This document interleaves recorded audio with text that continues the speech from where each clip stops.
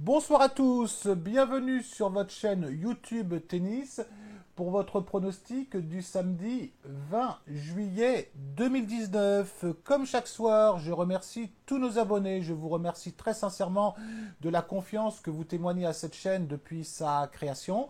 Si de votre côté vous nous découvrez pour la première fois, vous êtes un passionné tennis ou un passionné de pronostic sportif tennis, vous pouvez vous abonner si vous le souhaitez.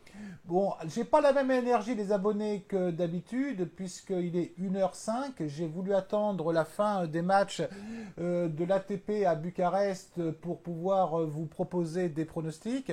Donc veuillez m'en excuser. On fait un bilan rapide de ce que je vous avais proposé pour la journée d'aujourd'hui.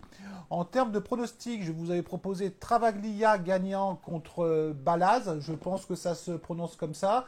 Ben écoutez, c'est un pronostic qui est perdant. Hein. C'est Travaglia, effectivement, a fait un bon démarrage, a mené le premier set, a même breaké au début du deuxième set, et puis il y a eu un bon Balaz derrière avec un retournement de situation.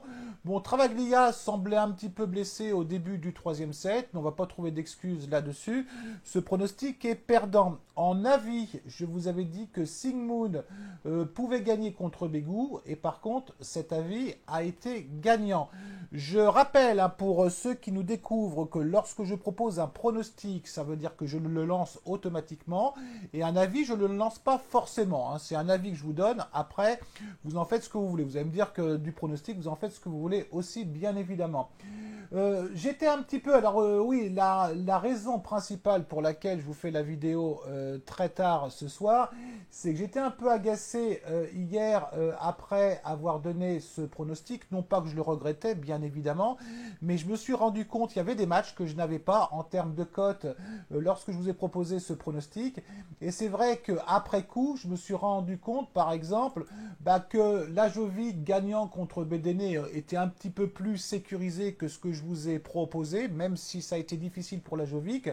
Ou alors, effectivement, j'en ai parlé longuement dans les commentaires avec certains, Londero gagnant contre Gasquet était plus safe, mais je ne pensais pas qu'on aurait une cote qui était cette nuit, en début de nuit, entre 1,75 et 1,80, 1,82 pour Londero.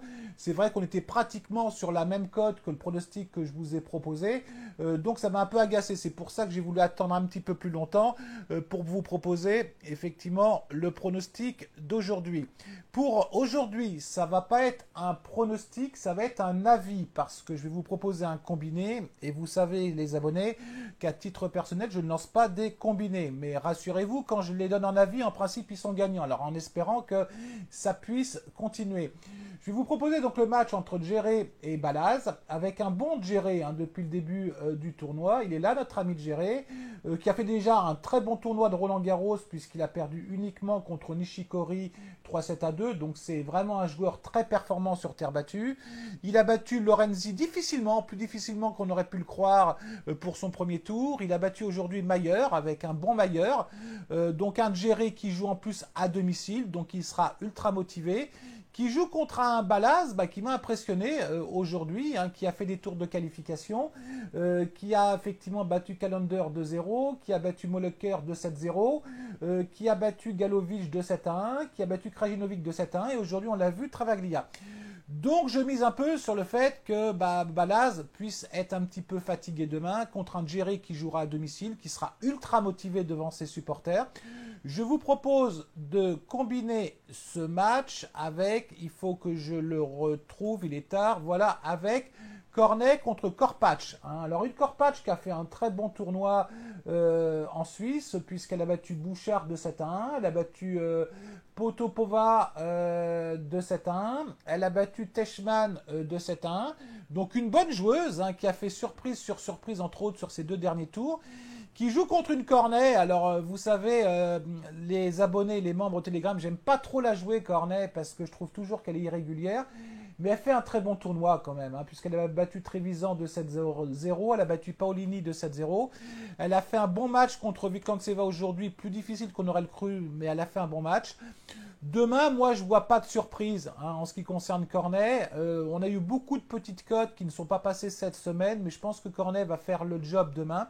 C'est un combiné, donc Cornet plus géré que vous allez pouvoir toucher suivant les books, attention, entre 1,80 et 2,06.